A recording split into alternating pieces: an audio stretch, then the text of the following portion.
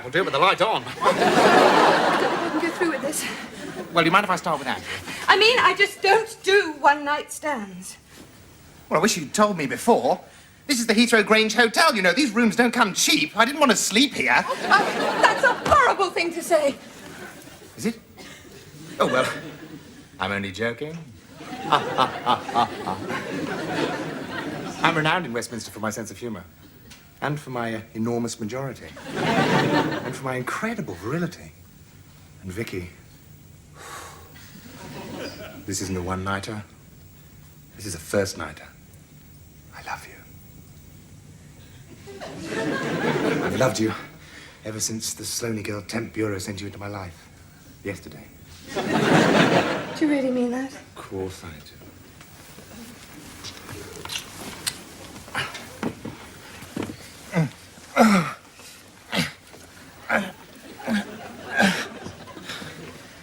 How was it for you?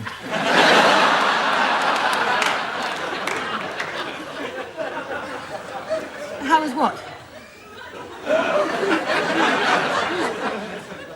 Oh, that. Well, it was, different.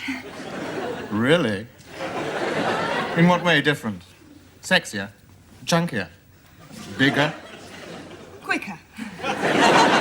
Yes, because it was quick. I mean, I'm a busy man. I don't have time to waste. Besides, what is this obsession with quantity over quality? I mean, orgasm is the objective, isn't it? Magazines my wife reads are full of articles about how to have orgasms. But why they're printing them in Farmers Weekly is beyond me. Well, I've never had any problem on the climax front. Whoops, I've just done another one. I wonder what's on the telly. Alan, did you really mean it when you said you loved me? Oh, of course. Well, when I said I loved you, I really meant it. Only I've never been to bed with a married man before. Well, not unless you count Daddy. Shh! That's my favourite Daddy. Alan, I'm so glad you do love me, because I forgot to tell you I'm not on the pill. Well, I was on the pill, but then I put on 2 stone, got spots, and no one fancied me. Oh, Alan, what would you do if I got pregnant? Oh, well, I'd leave my wife and marry you, of course.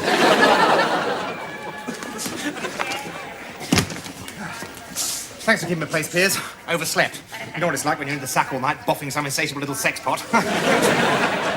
And, of course, you wouldn't know what that's like at all, would you?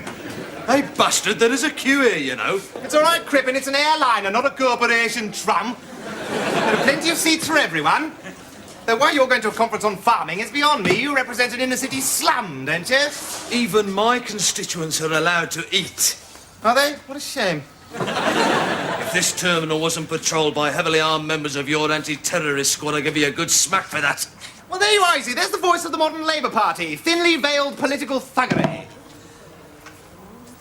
Do you like hospital food, pal? I love it, but then, of course, I'm in Bupa. Oh, good morning.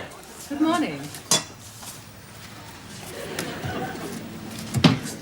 And your passport, please, Herr Bestard.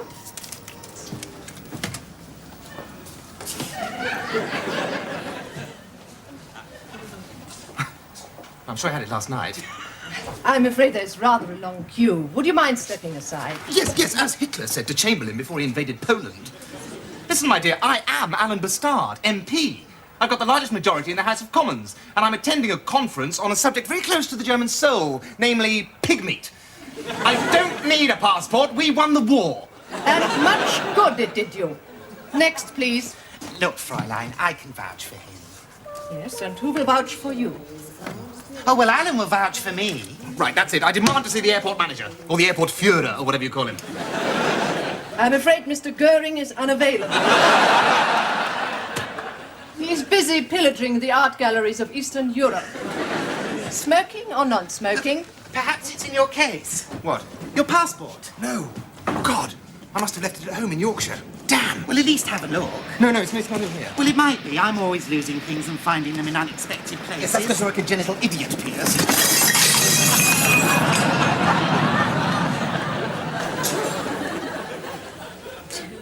200,000 shares in Ocelot Motors.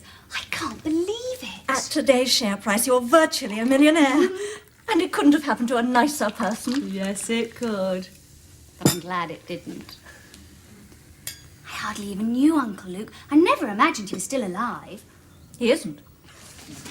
No, of course not. Poor old Stiffy. Where are you going? To work, darling. I mean, we don't all have dead Uncle Luke's, and I am still Alan's political agent. You won't be when I've finished with him. What on earth do you mean by that? I can afford to leave him now. Nice, messy divorce with lots of unwelcome publicity for him. Aren't you being a little vindictive, darling? Yeah, he deserves it. He cheats on me. We cheat on him. That's different. We love each other. And then, when they found out that Pia's AIDS test was positive, they sent us all home. Yes, that's the one. Of course, it's simple. Like pills.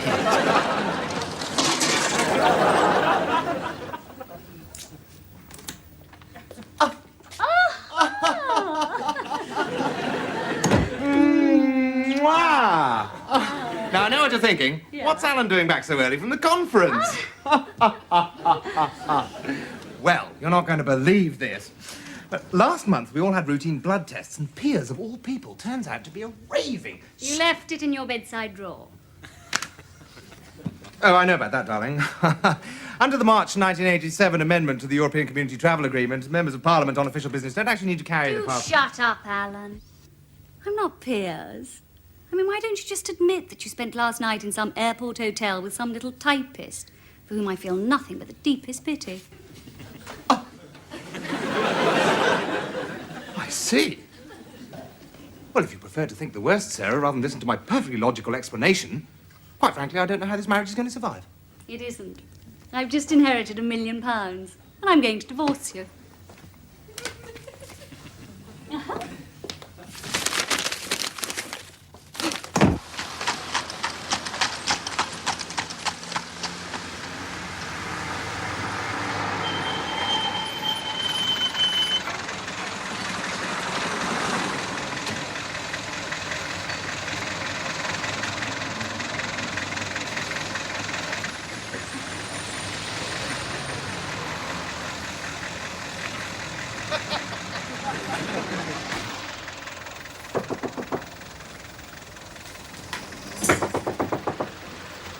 Yes?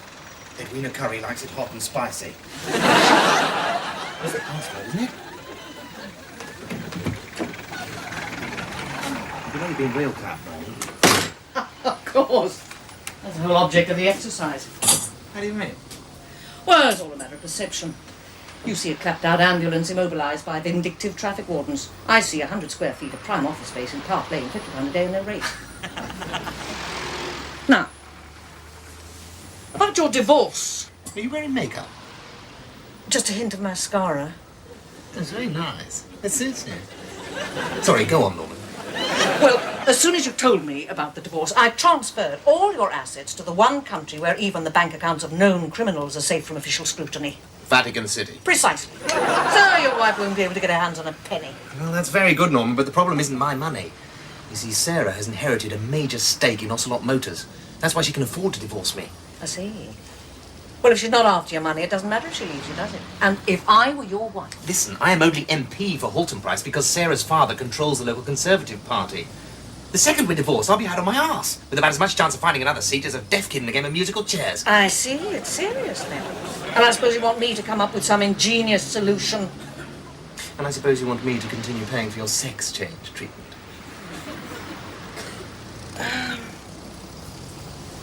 Has she actually got the shares in her possession yet? I don't think so. Her uncle died abroad, so there's all the legal formalities to go through. Good. Gives you a little time. To do what? It's obvious.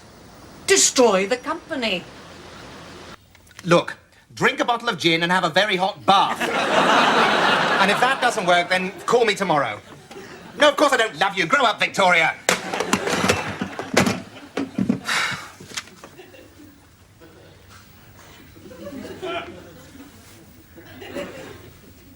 Where have you been? I sent you to the library an hour ago. Have you been wasting your time voting? Sorry, Alan. The photocopying machine broke down and I had to wait for the man. Well, you should have copied it out by hand then, shouldn't you? Come on, give. Look, Alan, I'm not your servant, you know. If you were, I would have sacked you years ago. Do you think I could have a drink? I don't see why not. Just make sure you're back from the bar by 11. I might need you. Let's see, Ocelot. Company report 1986-87. Profits up 34%. Dividends up 42%. Exports up 61%. Workforce up by 3,500. Makes you proud to be British, doesn't it? Shut up, Piers. No strike agreement extended for a further 5 years. God, it'd be easier to bankrupt Jeffrey Archer. Listen to this. The latest Ocelot 3.8 turbo supercat built at their new £200 million factory in Bramall is a world beater. My test model sleekly muscled its way from 0 to 60 in 7.5 seconds. Gosh, I wish I had one. What are you talking about? Oh, no. It's not me. It's Annika Rice, writing in this issue of Yappy Car. I wish I was a Yappy. What does Yappy actually mean, Alan? Yuppie Piers is short for useless pill. So you are one already, aren't you? Congratulations. Don't be so spiteful, Alan. Wait a minute. Where did you say that Ocelot had built their new factory? Not telling you. Ow! No, please! There it is. Bramall. Bramall? But that's in Cribbins's constituency. Piers, you're a genius. Come on, we're going to break into the Prime Minister's office. Right. No. I draw the line there, Alan. I know you talk me into all sorts of things because I'm frightened of you, but I'm more frightened of her. Piers, if you help me, I'll get you one of those new Ocelot supercats. Really? Do you promise? No. But I promise that if you don't help me, I won't get you one.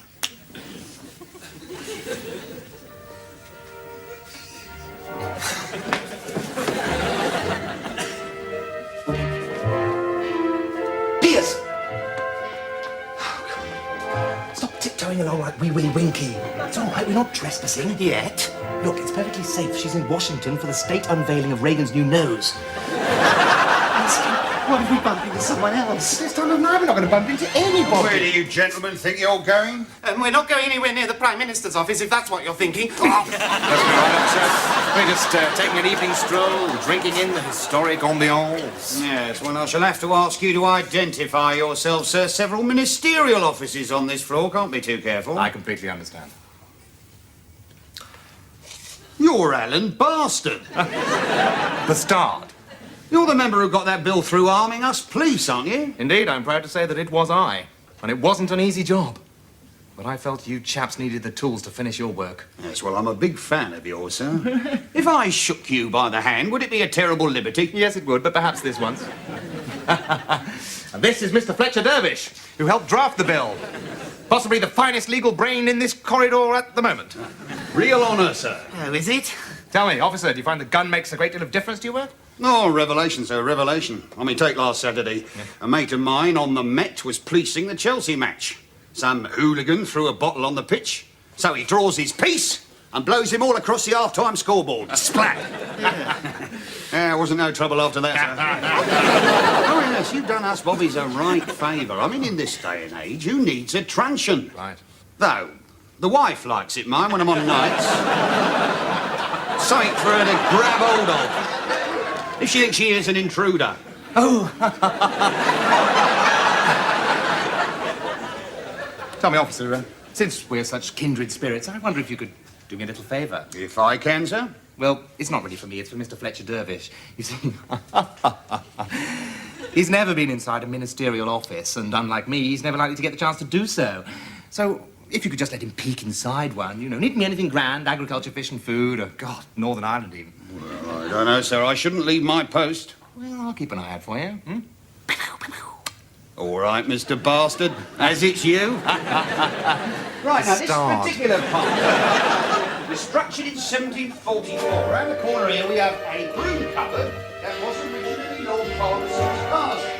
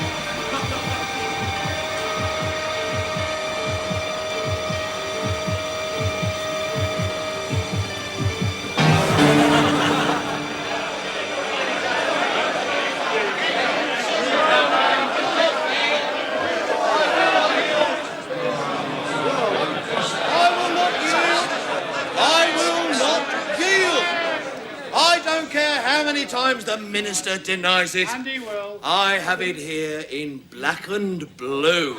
And on the Prime Minister's very own note paper, I quote, Mr. Speaker, "My government fully supports the proposal of the Board of Ocelot Motors to de-unionise their factories and reduce wages by 30% to ensure price competitiveness into the next decade." I don't know where the honourable member for Bramhall obtained this ridiculous piece of misinformation. And I'm not telling you, pal. But it is clearly a forgery. Mr. Speaker, the government quite clearly wants us to believe that it is a forgery. But I'm sure I speak for all members on this side of the House when I demand a full public inquiry.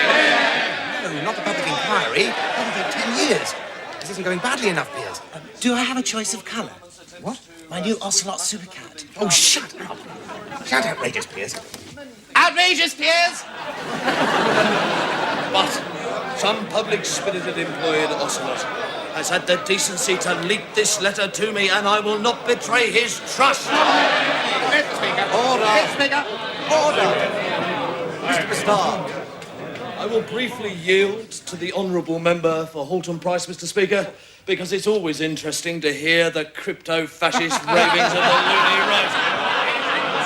Although I doubt that even he can worm his way out of this scandalous conspiracy. Order. Au contraire, Mr. Speaker. Which I translate as "that's what you think," for the benefit of the member for Bramhall, who probably never went to school. And I'm sure that I speak for all members of this side of the House when I say that we are sick and tired of this sort of lefty trot whinging.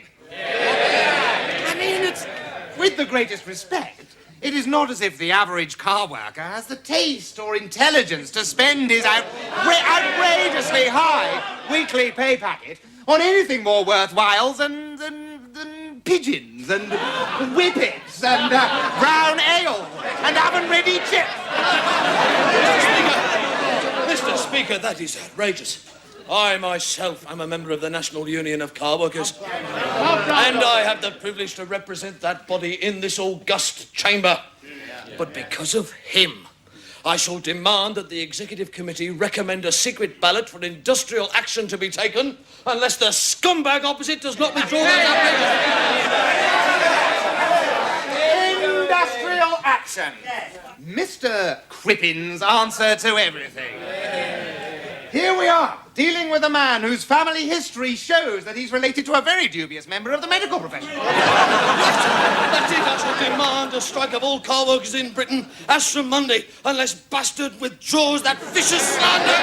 Keep your hair on, Crippin.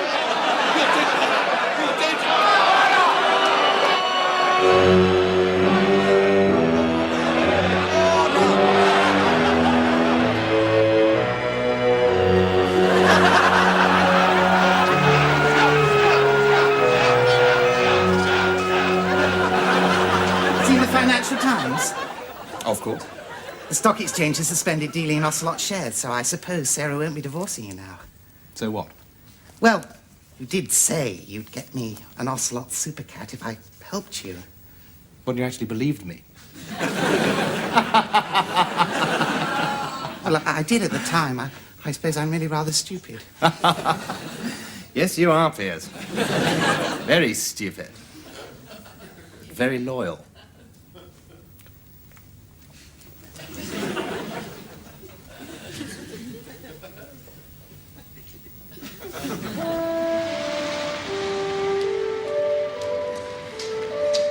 There she is.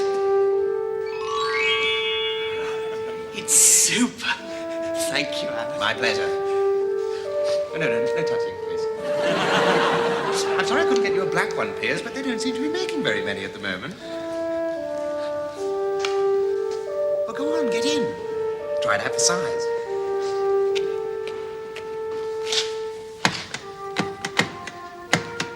The door won't open, Alan. Wonderful. That's lovely. You really didn't need to, you know. Well, of course I did, Piers. You've been my loyal and devoted servant. It's the very least I could do. I just don't know how to thank you. Well, don't thank me. Thank Hertz. I gave him your credit card number. It's £150 a day, or £975 for the whole week. You bastard, Alan! Bastard.